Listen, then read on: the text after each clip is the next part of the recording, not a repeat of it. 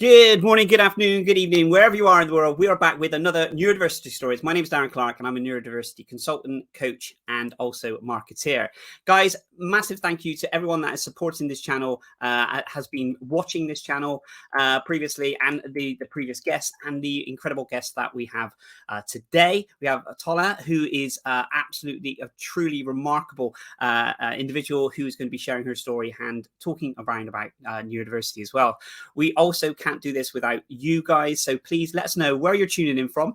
It's always great to know. We are hitting lots of different countries, lots of different time zones, so if you're watching this live, please do chuck into the chat where you're watching this from. If there's any questions throughout this as well, then please do let us know. And if you're watching this in replay, then please, if you see something and hear something that you want kind of to have a discussion about, please drop it in the comments below. So that's all the housekeeping that we're doing. But guys, I also want to say a massive thank you to our sponsors, IDL. They are doing an incredible work on a global scale, and they also have a massive range of products that are really close to my heart. So I want to share with you one of their well-being products and services that they have. Please do check out this from IDL.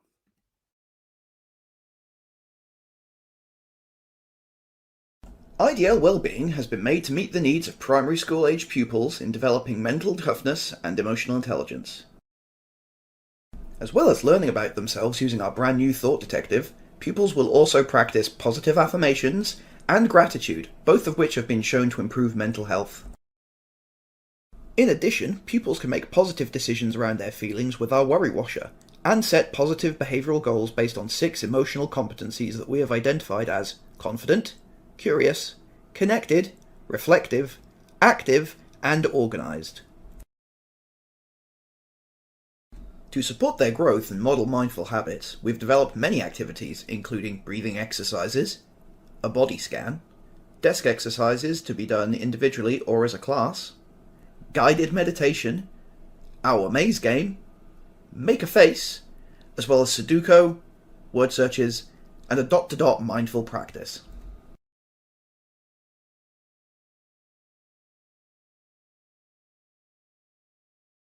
So guys, that's the IDL. So they specialize in multi-sensory software, primary to primary and secondary school globally. Please do check out their incredible products.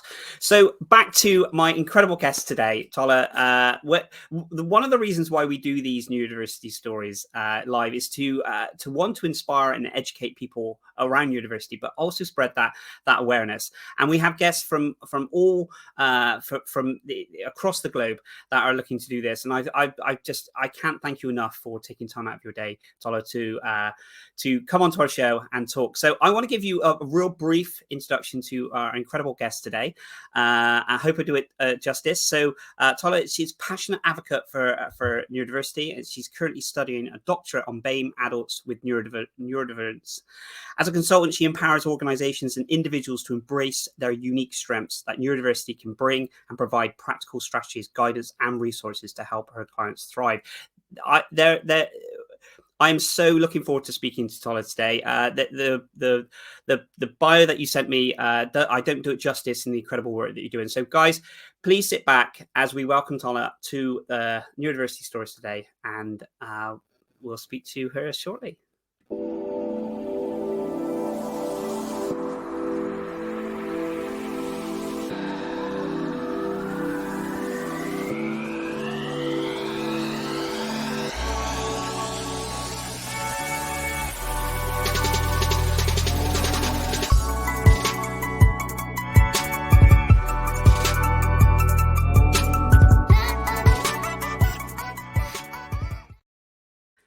Good morning, Tola. How are you this morning?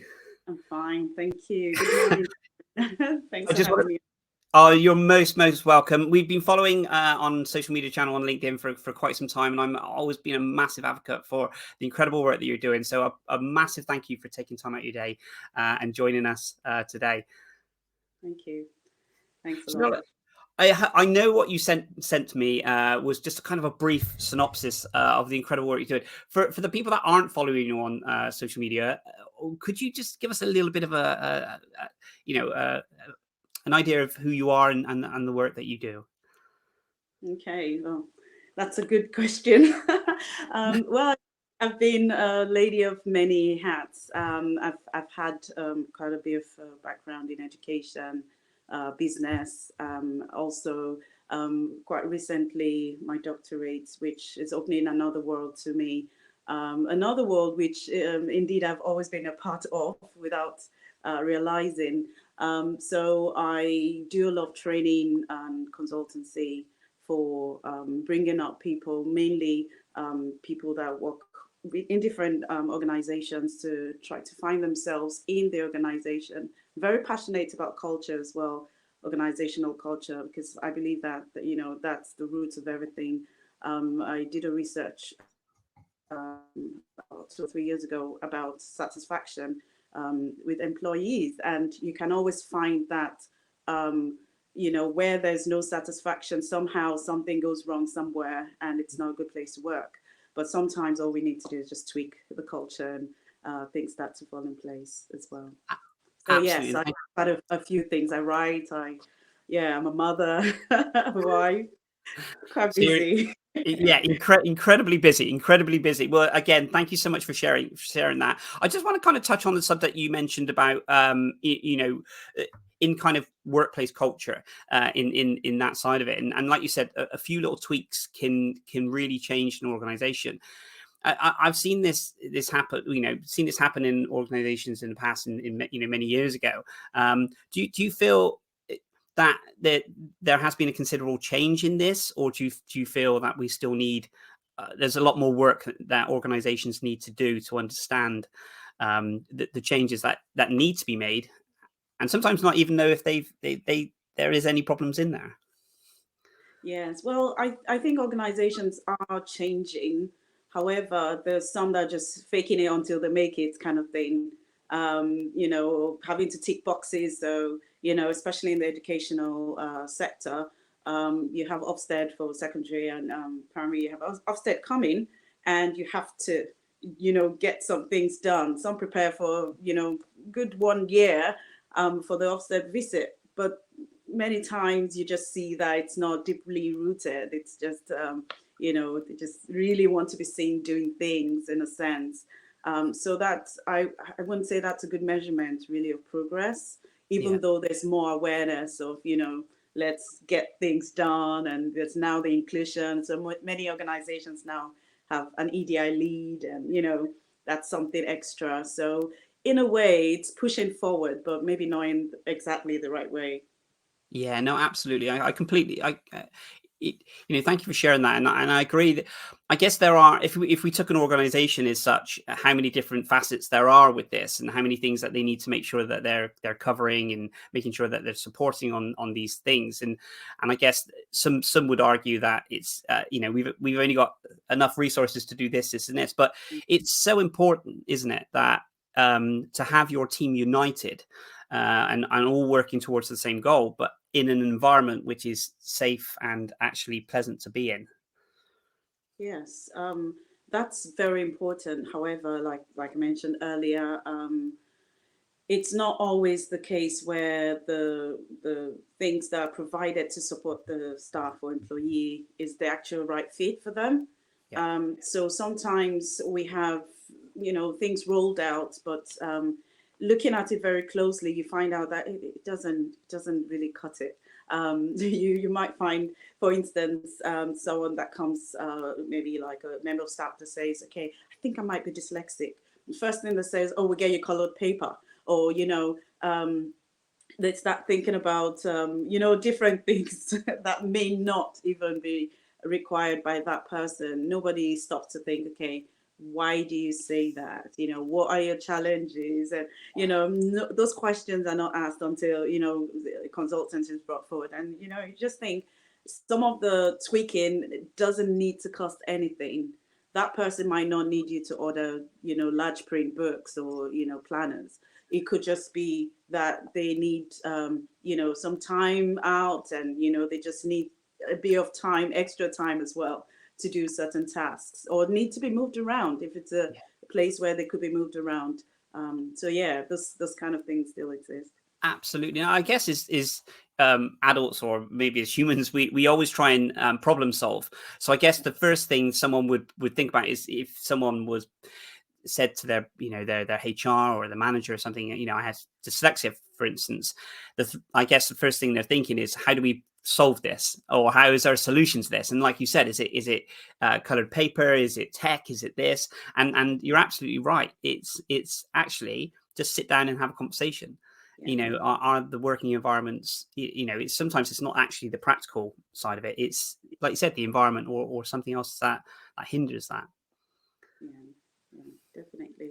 I mean, one phrase that I use commonly is, whatever's good for, in the context of schools, whatever's good for SEN, special education needs, is good for all. So sometimes we have that mindset already that things have to be done in a certain way but really, to be honest, if doing a presentation will mean not using white paper, using off-white, or making your screen gray, or whatever it is, those little tweaks really can be done by everyone. Absolutely. So tell me a little bit about yourself with regards to your connection with the work that you're doing, and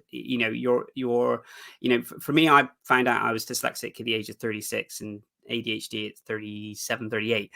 So it's quite late in this kind of term, quite a late diagnosis in that side of it. What's been your kind of connection and your passion with the work that you're doing? Wow, I've been on a journey, to be honest, a very, very lengthy one. So I first found out about dyslexia, me being dyslexic, when I was 38. It kind of was a shock, although not so much of a shock, bearing in mind that I'd had certain difficulties.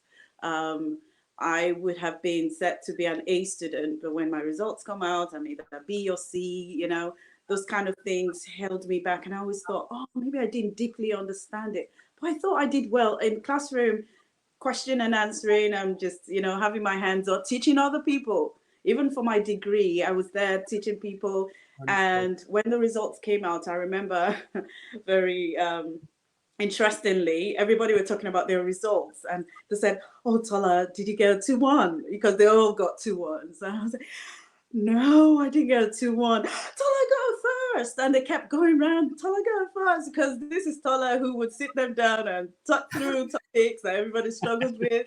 And I kind of had that system around, reading something like, I don't know, 100 times and then getting it. So they thought, oh, Tola just reads it that way and gets it. So I just thought, should I do this? Just let them go away saying I got first, I'll call them back and just let them know, because I'd never attended that ceremony. I didn't know if, everything would be printed in some kind of booklet or something. So I went, okay, wait, guys, don't go too far. No, I had a 2-2, and nobody could believe it, because, you don't get a 2-2 if you do everything or well. Seemed to know so much. So that was the first blow. I think that was the first blow I had that was significant in the journey, because it then felt like, okay, so how hard can I try if I can't just go to, it was so easy. Maybe it was my course, maybe it was just my uni, I don't know, but it was easy to get first, because first year didn't count, although I did so much in first year. I had all my energy on my courses, put all my energy on my courses. But, 50% of your scores were from your dissertation, which was a research project. So it was quite straightforward to get first, but I didn't get it. Then I knew, okay, there was something I needed to start doing. And that stood in the way of so many other things.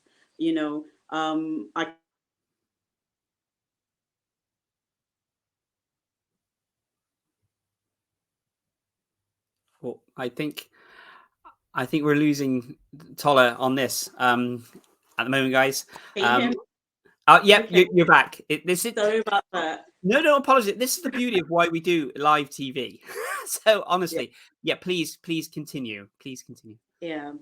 So, moving on from that, I then went on to do an MBA, and then realized, look, if I'm loving this course. I'm doing this assignment. You know, the assignments came naturally as well because I was already in business. Yes. But I found that it was still a bit difficult to pass across my thoughts. So the feedback I would get to be like, wow, fantastic. The ideas are great. They're very, original. Yeah. And I just kept having the same kind of, feedbacks. But, you're not kind of weaving your ideas in properly, or we know where you're trying to get to, but you're not, it wasn't, the quality was not as it was expected, maybe for first or distinction. And then I realized I had to do something. So at uni, for my undergraduate, I actually saw some questions, do you find it difficult to pass your messages across? Do you da-da-da-da? If so, come into student union or something like that. And I went in, and to show you how sometimes, we can hold back ourselves just because of, I don't know, stereotypes, stigmas. So I went in, got an assessment done, and then I was told that I would have to see a psychologist or psychiatrist or something. Okay. And then I went, there's nothing wrong with my brain. I'm doing just fine. And I was told, I had a percentage of, I don't know how that was done, but I have a percentage of being dyslexic, and I had a percentage of not being dyslexic. And I said, you know what, I think I'll go. I didn't tell them that, I just didn't go back, So I thought to readdress it in, when I started doing my master's, and it turned out that, I had dyslexia, and I was given the support that I needed. That opened my eyes to a different world. I started doing, postgraduate courses and have a distinction in them. And I thought, whoa, okay, my life just got started, even though, so now, while I'm studying, the way I start to cope is, try to use some of the strategies that were used for me, even without anyone helping me as such. So I could do an assignment twice or three times over, but then when I get there, I know I'm proud of what the result is. So it's been quite that kind of journey. And then, quite recently, other neurodiversity issues or conditions were brought to light. But I think having that first diagnosis kind of helped me understand further. So, I've spoken to a few people that said having a diagnosis actually helped. It helped answer many questions and things like that. For me, it didn't. I don't know why, but when we met in March at the dyslexia show, I think we spoke about that, and I can't. It just felt very different. I did not, think it was an answer, to be honest. And I guess we'll talk about that as well as we go on, how culture played a part, faith, and, just thinking, no, it can't be me. I write, I've earlier in my working journey, I actually started a writing and editing business. So I've done that. So does it mean I can read and write? But I didn't realize there are different types of dyslexia as well. Tola, one of the things that inspired me massively when we spoke at the dyslexia show was your passion for learning, and your passion for helping others as well. And I remember we were speaking for ages, and I think we spoke a couple of times throughout the time at the show. And I was genuinely was incredibly inspired by the stuff that you've done and the stuff that you plan to to do. And I think it's where do you think that kind of yearning for learning has come from? Has that always been kind of installed in you? Because you're an incredible writer, and the work that you're doing, is that something you've always had a passion for, or is it something that grew in that sense? Well, I think I've always kind of loved learning. I can remember having not liking school growing up. I've always been interested in training, either me training or me being trained. I would always sign up for that course, and even to the extent that while I was teaching, teachers usually don't like CPD. They roll eyes and all, and I'm looking forward to it. Oh no, I don't say it out loud. How that kind of, you get to be the person that likes being there. But I think it's always been there, and surprisingly, I never felt that I had any difficulty in fully understanding. So because I was excited anyway, to learn, it didn't really matter what I took out from it, in a sense, or what I did not take out from it. I enjoyed the process of learning.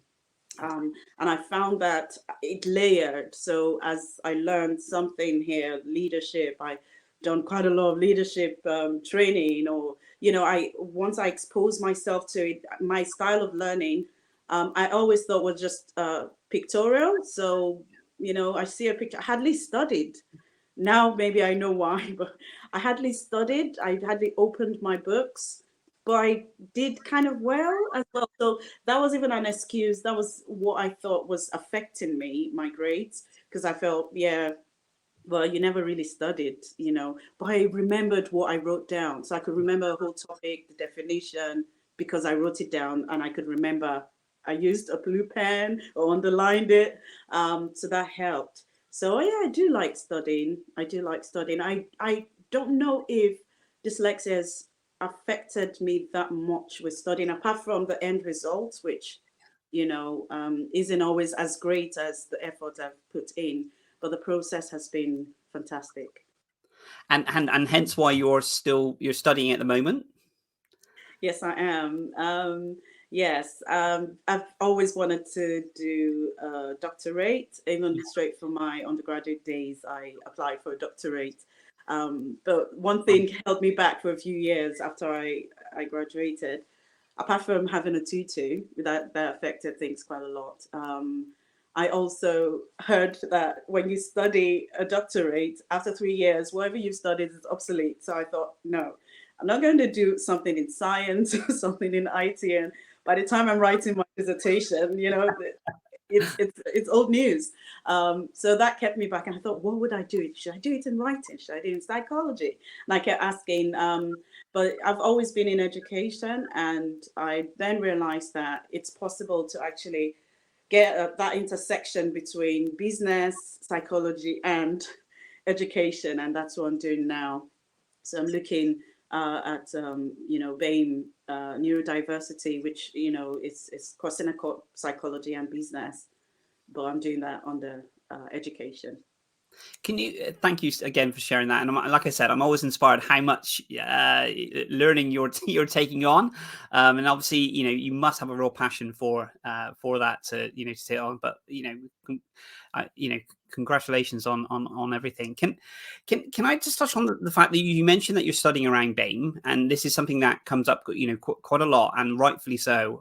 When we're talking about neurodiversity and neurodiverse individuals as well. Could you tell us a little bit about maybe some of the studies that you found, or some of the things that you've kind of experienced in that side of it? I think the first thing that got my attention while I, was putting, reading papers and research was the fact that we all have some kind of neurodiversity. But I use the word condition, or we're all neurodiverse. And the psychologist Judy Singer was the one that coined it. Funnily, she did it during her dissertation. It was a dissertation. And in that dissertation, she mentioned the word neurodiversity, and she compared it to biodiversity. So when we say something is biodiverse, or we're talking about biodiversity, we're talking about, the different living things, bio being living. So when we talk about things that exist, we're talking about humans. In this case, neurodiversity would point to the fact that we all have different brain wirings and functions. So we're all different, really all different. Even when you take two people that are quite similar, have the same or similar upbringing, they're still very different. So if we all knew that, I think we would accept things in a different way. because I'm meant to accept your difference. You're meant to accept my difference. It doesn't make you less. It doesn't make me more. It doesn't make you more or make me less. We just have to understand that there is that intersectionality where people can work together and we can actually bring each other up at the same time. So kind of like an interdependence in a way. I need you, you need me, that kind of thing. If we all thought that way, I think we as a society would accept neurodiversity better. And if we bring it back to the workplace, if employers can see that a neurodiverse person is not a burden, then it's easier for them to adapt and just think, okay, I'm going to still pay your salary. However, these are the expectations. Can you meet it? And individuals have different. So because someone is, has ADHD, does not mean they're messy and, or they have dyspraxia. It doesn't mean they're clumsy. And, it doesn't always mean that. Yeah. That person might just have the, tip of those bits, but they can also bring so much wealth to an organization.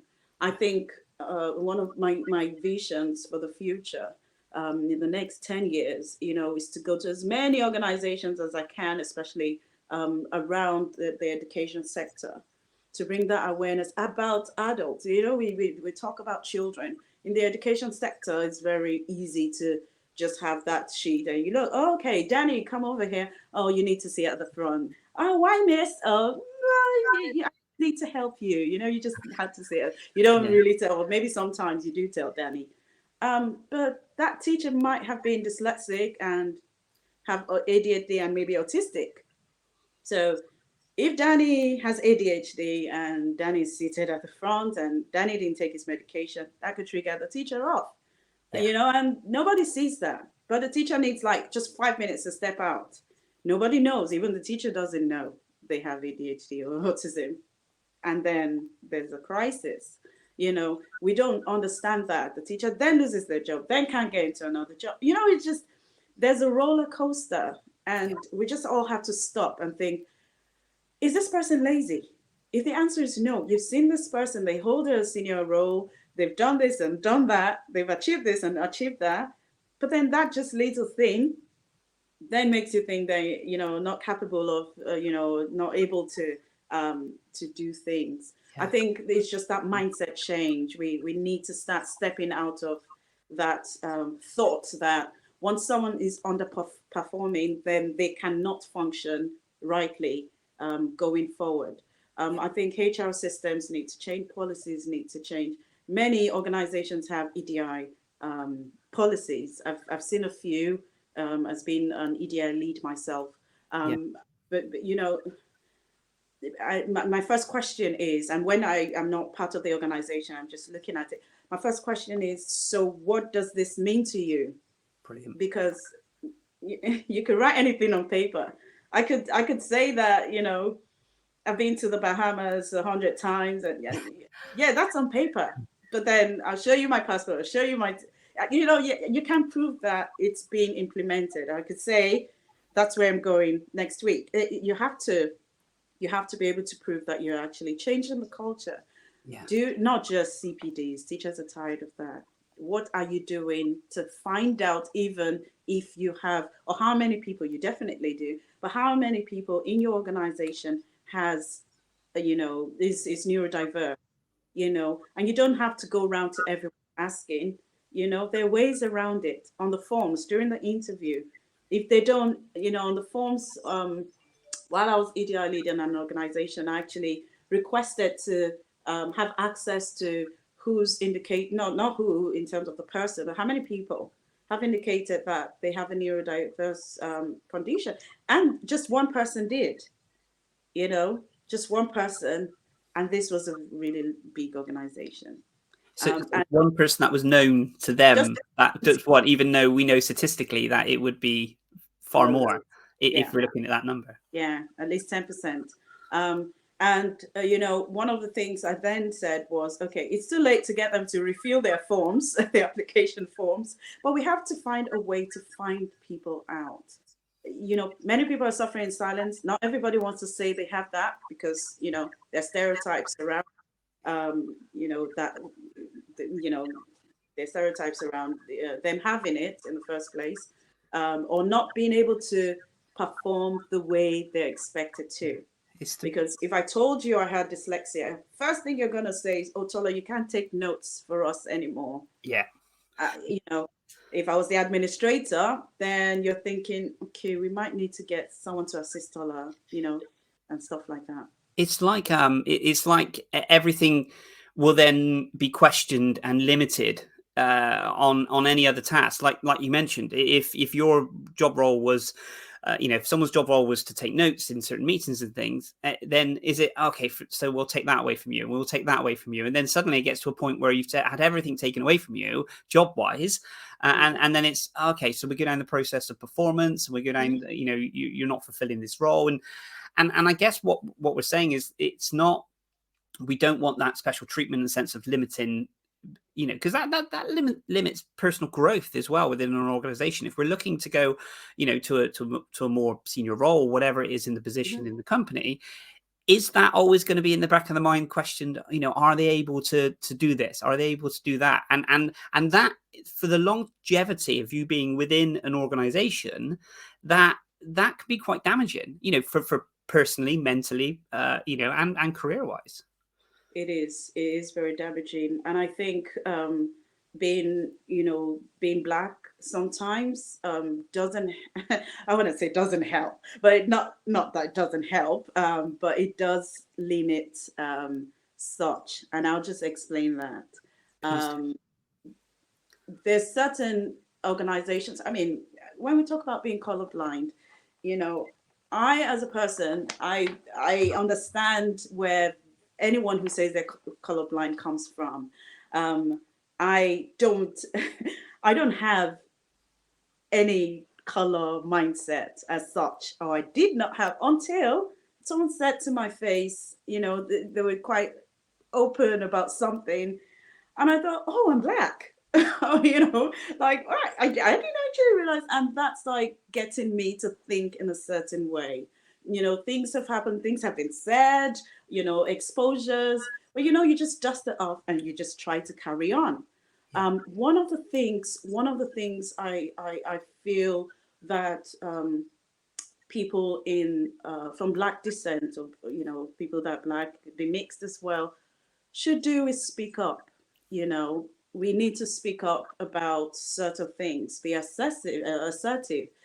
So where there's that limitation, no, this is what I've done in the past. I did it without knowing I was, or, I've always known I have been, and this is what I've accomplished. Now, where there are limiting factors and people cannot achieve what they want to achieve, I would just say that's when people need to start coming out and getting themselves, involved in communities where they can be encouraged to step out rightly. We all have, we're all experts at something. You're an expert, at least you're an expert over your life. You're a leader over your life. So everyone is a leader then, but it's not until we find that one thing or that many things or a few things, some of us, just that many things, we can't just skip to one thing, which is exciting, by the way. It's so exciting. It is. My family, they're so supportive, but they never, there was a period of my life where sadly I had a concussion and things were really quiet. It took me a few years to come out of, everything stopped, had to stop, and, my brother one day just said, this is not you. There was nothing new coming. Tola didn't have any new project she was excited about, Tola was not studying a new course. What's going on? This is not you, but we have to make things happen. We must make things happen. If we don't make things happen, then things will happen anyway. Things will happen anyway. And, we have to understand that culture doesn't really help as well. So you get, those kind of inputs from outside. Okay, you have a great family, hopefully, or you have friends that you could talk to. and it does not affect you any further than out there. But then when you come home and you're neurodiverse, you can't quite discuss in the context, of being BAME.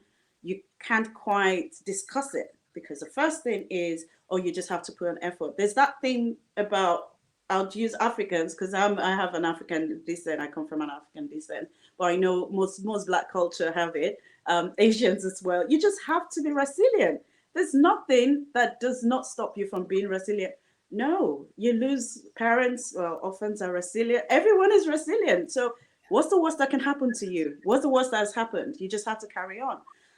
But beyond that is our mental health. Beyond that is us being us. You can keep overcompensating. You get tired. I did that for a long time. I didn't know I was overcompensating anyway, but I then had crisis, and that was it. It affected my work. I was told I was not competent, and I went, "Oh wow, what? Sorry, how?" Because you've always known that person, and suddenly they're different. You don't stop to say, "What's happening with you?" Talk to me. And I even tried to voice out a few things and said, "Okay, I don't know what.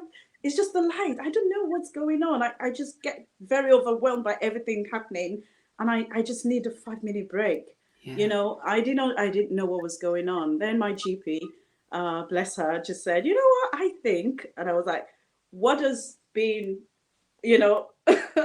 what does these have to do with that? That is random." She's like, I think you should just take this forms and go feel it." And I was in tears. "Do you do this?" Yeah. "Does that happen to you when this happens?" "Yeah." "Oh my goodness, they know me, Was that the first time that you felt like someone was actually listening to how you felt within that side of it? Because you mentioned, they knew me, and I always remember when I first spoke about it, it was kind of someone gets me for the first time. Someone gets me. Was that the kind of impression that you had? Yes, I think because I still had to go through the whole assessment process and all that. I didn't quite feel it initially. Yeah. But I think associating with other neurodiverse, people, neurodivergent people, helped me. Coming to the show helped as well. Speaking to you, I told you it was over 3 days, wasn't it, or 2 days? Yeah. And when I went back home, I actually started a book, and I remember coming back and when I couldn't sleep, I just kept writing. And you were like, "Yeah, that's when it comes out." And guess what? It would be out in October. I'm very excited about the experience. It has not been smiley all through. I still touch base with things from the past. Yeah. Suddenly I think, "Oh, was that happen? What happened with that friend?" Or suddenly I think, "Oh my goodness, mental maths. How did I not get it?" I needed the teacher to talk me through it over and over. Like, no, to say it again. So she'd say, "Okay, 2 plus 3." And the next question comes almost immediately. I had to process it. But give me a paper, 2 plus 3, 5, and I just keep going through. It was very difficult. Yeah. But, when I get those flashbacks, I'm thinking, hang on a second, that was it then, but what do I do with it now? How do I help other people who probably don't even know they're neurodivergent? How can I bring that awareness to a workplace so that brilliant minds are not lost through incompetence or performance issues? So that's where I'm at the moment. You're absolutely spot on. I just want to share a comment from Martin. So companies should focus on our strengths, and it's absolutely what you're alluding to, and the incredible work that you're doing. It should be. Yeah, like I think the analogy. I always like the kind of the pebble analogy. You throw it in, and then it kind of it spreads out to to help people. And I think what you've done and what you're doing and what you'll continue to do with your writing and the work that you're doing, it will help people that don't know that they need the help, and then it will just expand. And I can imagine that's quite it's very rewarding. I mean, it's hard work for yourself to keep going, but I can imagine that's those glimmers of hope that you're putting out there are really must be rewarding, that you're helping these people. Yeah, it has been. To be honest, it's not been easy because, like I said, culture generally it's not accepted in my culture. Having said that, it's bringing things in very simple terms. Okay, so I'm not saying change your whole organization. I'm just saying, instead of giving verbal instructions or announcements, why don't you also put in writing in an email? Do a recap. Oh, this is to recap the briefing we had in the morning. If a business analyst were given different requirements, I mean, how would it would have to be noted down in a certain way. So we have to try as much as possible to adapt ourselves, our culture, even work culture, to be able to accommodate people we don't even know have it, or they themselves don't even know they have it. And when we start to do that, people would come to you and say, oh, I think things are a bit easier now because I saw it in the email. Send reminders out. Don't think you're bugging people, Send reminders, because if someone has ADHD, they've lost track of time. Yeah. They would forget a very crucial appointment.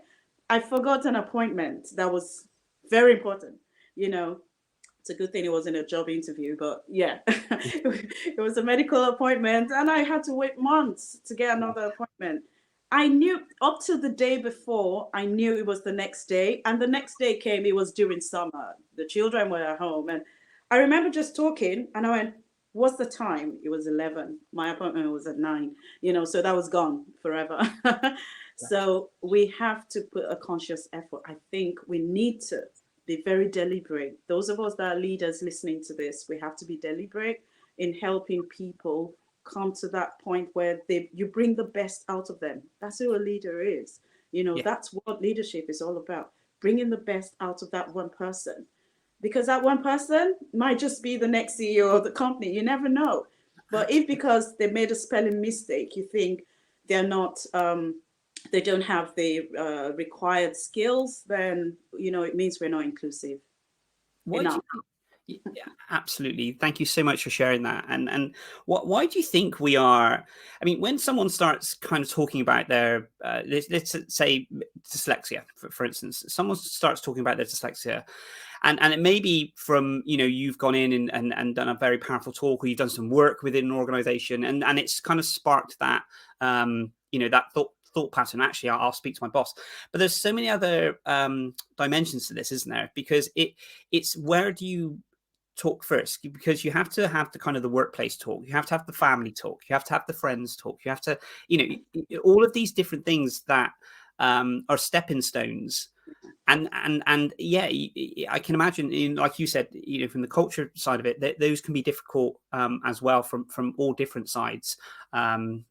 For an individual to maybe go into work, hear you talk, and then say, okay, I'm going to start doing this. It's a big process, isn't it, that we have to do, and we have to make sure there's enough support there from all sides. Yeah, it definitely is. I would say start from where you're most comfortable with, and usually it would not be. Sometimes it's not work. So your workplace should know, but we talked about the consequences. Sometimes it might affect promotion that was looming, or something. The first thing probably would be to speak to a GP. I know that's not really in your very close circle, but at the end of the day, they can advise then on what the situation might be in the first place, because stress sometimes causes it, causes you to see certain symptoms of some of the neurodiverse conditions. So you might not even have it. Hormones for women, whether you're menopausal or premenopausal, hormones actually mess things up. You start forgetting things. So sometimes it could be that, or it could be a combination of those. So it doesn't mean that, hormones are the only reasons, but sometimes they could make it worse. So they could make it more obvious that you have it. You have maybe something like ADHD. So I would say speak to the people that you're very comfortable with. Sometimes it's friends, sometimes it's family, sometimes it's spouses or children even. And they hopefully would be very understanding and accommodating. Read up about it as well, because everyone is different. You're not sick. You're not sick, having autism. You're not sick having dyslexia or dyspraxia or OCD. Understand it properly. You might be the messiest person on earth, but still have OCD. There are different types of OCD. So, there are things out there that we have to understand. And because you're very tidy, doesn't mean you have OCD as well. It just makes you like being clean, which should be the case. So I think that you stepping out, taking that first step, allowing people to come into your space, because you tend to be more protective of yourself. Yeah. You go through different phases when you first find out, or when you start thinking you might be. Sometimes you even feel like a death. Your old self has died. Yeah. You feel like you can't carry on with the things that you used to carry on with. When I first heard, I thought, oh no, that means I might not be able to write books anymore. That means, all of a sudden, where did that come from? That limitation, isn't it? Yeah, that limitation mindset that it's encroached into so many other things, like we mentioned about the workforce, thinking, will they limit my tasks, and that then comes into the personal side of it, thinking, like you mentioned. Yes. So I think it's about adapting yourself as well, and start finding out what other things could I do, because a teacher who's always triggered by noise. In a school, you're very more likely to have noise than anywhere else, in the society. Yes, you go to schools where you don't hear a pin drop, but come break time or lunch, you hear chatting. There's certain things that can be done. If you could be taken off duty, that kind of thing, or in an environment, an open plan office, you could have a separate space or a corner space, if that was possible, or work from home. There are different adaptations that we could ask for before we think, okay, I'm checking out of here. It could be a different role, So suddenly working on the screen is, messing you up. Then there's certain things that you could do. You could print stuff out. If you always forget things, you could have a copy at home. You could have a copy at work. There are little things that could be tweaked. And when we start tweaking it, we'll start seeing changes. But be comfortable to take the first step. Be comfortable to talk to someone. I know of someone, though, who spoke to a leader, at work, and it was out there, and they overheard another separate person telling a separate person, oh, well, she says it's about being dyslexic, And the truth is, people don't understand. So there's that fear of they wouldn't understand anyway. Or I've been failing for a few months. They would think I'm giving an excuse. But get yourself tested. Get yourself on the queue to get tested. It's about 4 years now. Wait. Wow. The waiting list, yeah. But if one can afford it privately, do so. If you're studying, you might get help from your university as well. There's also the equivalent of the DSA, which is, I think, the disability support for work as well. It's just gone off my head now. You could get it to access to work. You could get it as well to help you. You could actually even get someone else hired to help you do certain things like filing. And, if I knew that a few years ago, I would probably have used that, because I needed that. I was running a business that was growing, but, different things came up and I just got very overwhelmed. And in hindsight now, I know if I had that extra personal help, apart from everything else that was going on, things would have worked better. But, there's always a bright side to everything. We just have to keep moving on and keep seeing, how we can improve ourselves for the next stage. But explore. That's what I'll say to the person, explore. Tola, it's been absolutely, I've learned so much from all of our different conversations at the Dyslexia Show, and I know we speak a bit via kind of LinkedIn, and I knew having you on the stories, I would learn even more, and I felt like I will say that analogy. I'm like a sponge. I just absorb knowledge, and you've definitely, shown and given me so much today. So I can't thank you enough for that. Thank you. Thanks for having me on. Tola, if people want to get in connection with yourself, and I'd love to get you back onto the show when, and no pressure on this, when your book is written. I can't wait to purchase a signed copy, hopefully a signed copy. So.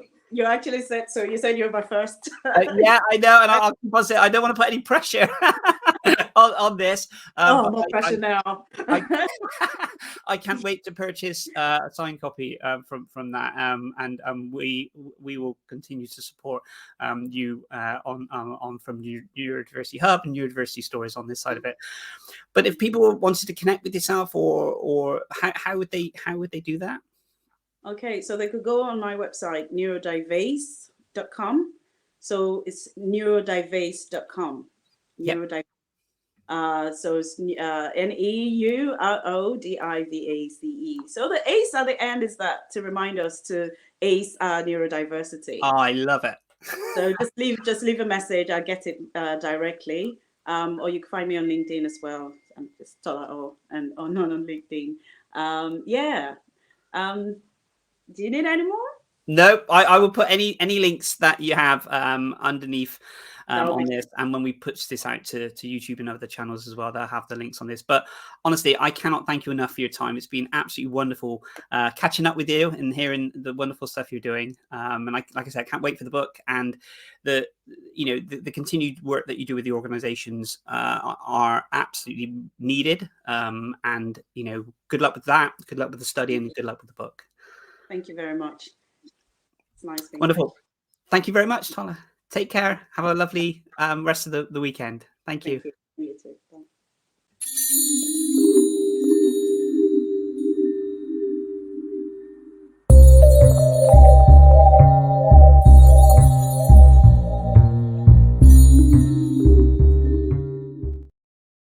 So a massive thank you to our guests, and a massive thank you also as well to everyone that watches this and comments. It really does help the channel. We'll be back next Friday with another phenomenal guest. So thank you to you, thank you to Tola, and thank you again to our sponsors, IDL. Take care, guys, and speak soon. Cheers. Bye-bye.